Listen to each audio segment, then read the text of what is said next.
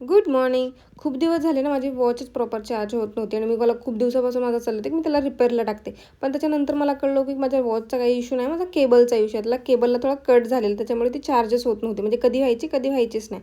आणि मी ते रिपेअर करायला जाणारच होते, तेवढ्यात माझ्या भावाचाच फोन आला की त्याला पण काहीतरी पाहिजे. सगळ्यात अगोदर मी गेलेले माझ्या कामासाठी, जे की होतं केबल. पण मला केबल भेटलेच नाही.